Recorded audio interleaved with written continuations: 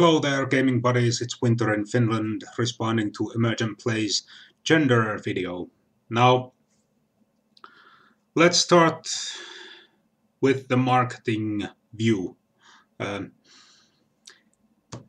developers, most of the men, do not take it into consideration that different things appeal to women, where the female view tends to focus more on stuff like emotion and social interactions rather than just action. Generalization, of course, but it's mostly true. And like Hammered said in his response video, the presentation is mainly still oriented towards catching the attention of the male eye. So that's why the chainmail bikinis and the heavy energy weapons. This is partly because bringing up emotion and social interaction in gaming art can be challenging. It takes a completely different approach. So, you know, it is tricky, but it can be done. It has been done well. Overall, I'd say something that I've noticed, many women like the horror genre. I think that's because it taps into a different range of feelings and risks than your normal, for example, dungeon running game. Compare, for example, the combat in D&D and Call of Cthulhu. Well, it's very obvious where each of those games has their focus. You know, in D&D it's very combat heavy. It can be very combat heavy. A lot of math and mechanics are devoted to it, whereas Call of Cthulhu, if combat happens, it's usually to the detriment of the characters and therefore detrimental to the story. But things have improved in games. In the old days, there used to be a lot of games where there would be this whole idea of pretty misogynistic, but it was this thing of, okay, women are charismatic, therefore pretty, but weak. Men are strong, but not as wise. So if you created a female character, you were gimped as a warrior. Luckily, this has been abandoned in modern games largely. Like, for example, Pathfinder makes no mechanical distinctions between genders anymore. Good thing. But yeah, like you said, in a world with magic and dragons, why not make gender equality a reality? Even if it's in an agrarian society, come on, it can be overlooked easily and should be overlooked unless you are running an entirely historical simulationist game that's supposed to be set in the real world. There, it makes sense because you're going for a certain feel, but in fantasy, there's no place for it. I don't think. And one thing that came to mind immediately when you made this video and watched it, one game in particular brought a lot of female gamers out of the woodwork, and a good thing too. And that was this game right here. Vampire the Masquerade. First off, looking at this book, it's not like any D&D book you've ever seen. I mean, a stylized font that says Vampire the Masquerade. Background is like this green marble and a single red rose on the cover. And at the back, not a word about role-playing, just an excerpt, an ominous one at that, from the Book of Nod.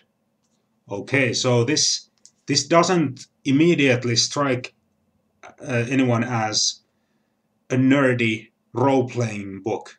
There's no, even though it says Vampire the Masquerade, there's no grimacing vampire on the cover here. There's no dragon flying across. So it's already more stylish. And I think this is one of the things that helped bringing women into it, because it had a very specific style, this game, and it was marketed differently. It wasn't just a role-playing game. They made very clear that this was a storytelling game. So, and it was obvious from the text when you read this book. For example, in character creation, they bring up personality archetypes. What is your character's nature? What is their demeanor? And they would examine things in here like, what's it like living as a vampire?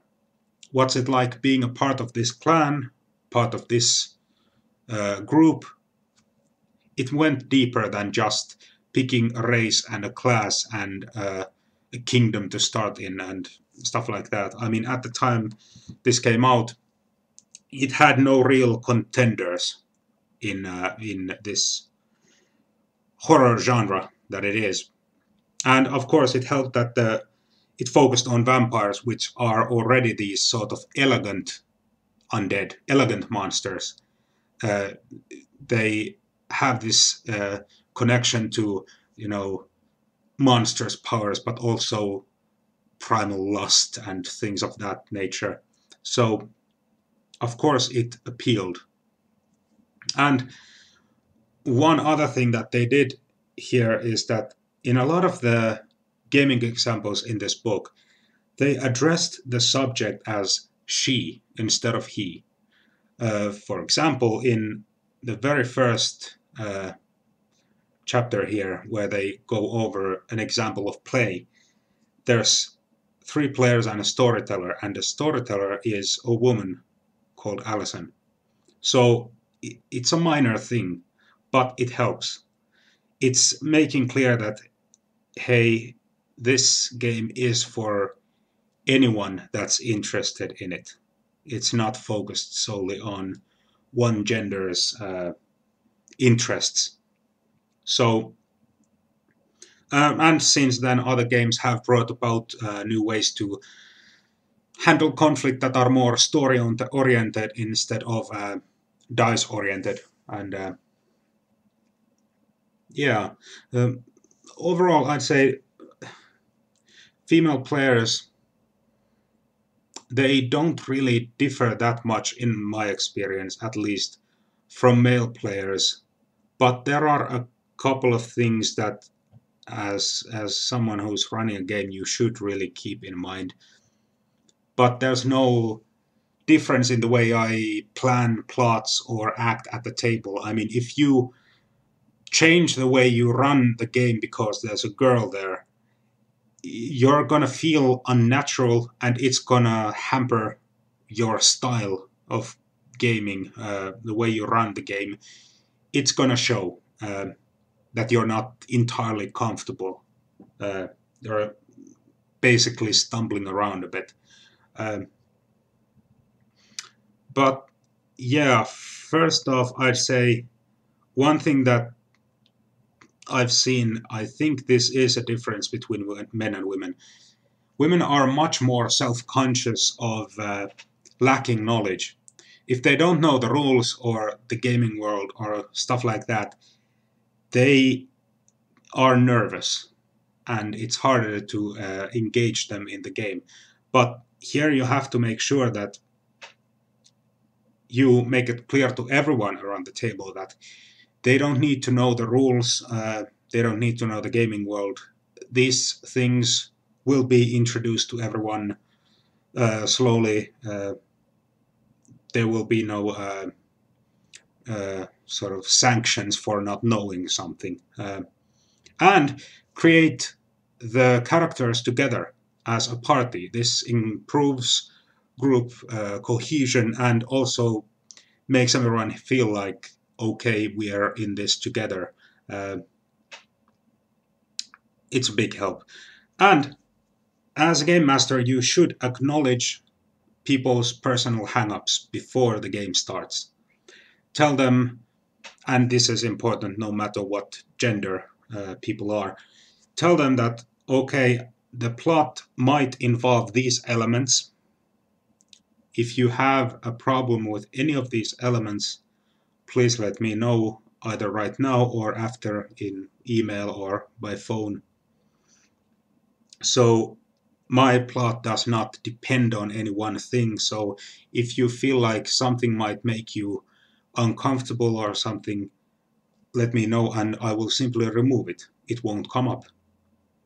It's important because, I mean, let's say that there's a woman at your table who's had a rough life and you blindside them with violence towards women, something they take very personally.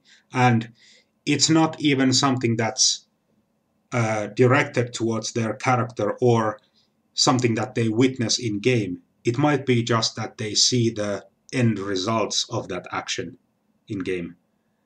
It might be enough to really rattle them and ruin their night or make them really uncomfortable. So by acknowledging these personal issues beforehand, you can totally avoid those problems. I mean, you can see them coming, avoid them.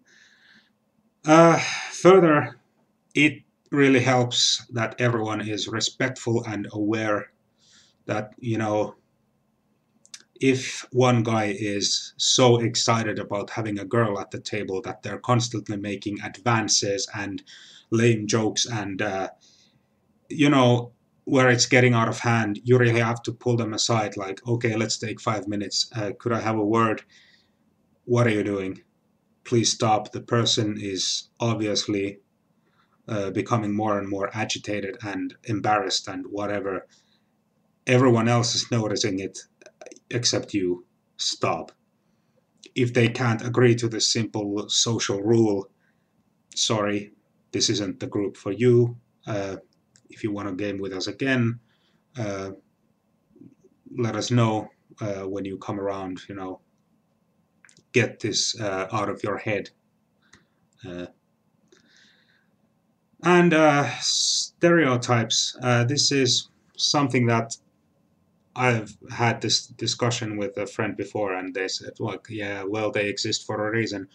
Sure, stereotypes are around for a reason, but if it's constant stereotyping, this goes deeper than just gender. It makes for a very generic feeling gaming world, no matter how fantastic you want it to be. If all elves are aloof and all dwarves are grumpy and all noblewomen are sort of helpless without their servants, if every princess is getting kidnapped, it just gets sort of lame. Mainly because NPCs, like people in general, should be more than their gender or their race or their occupation, whatever. They should be made of composite parts, interesting, different. So that when there are these social interactions, the players don't already sort of see beforehand, oh, this is a noble woman, therefore, you know. Um, and yeah, finally on your point on engaging everyone, it's true that women can be more difficult to sort of. Well, women do tend to be less vocal than men, I've found. And it is important that you, as a game master, do like say if the discussion gets too loud or way too sort of well sort of chaotic. It's important that you go like, okay, everyone, calm down.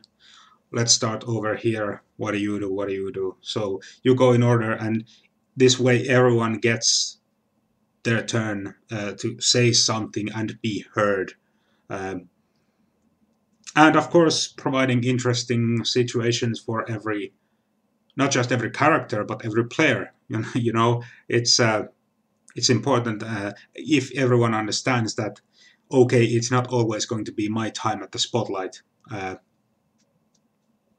So everyone, again, is considerate enough to give each other space to maneuver.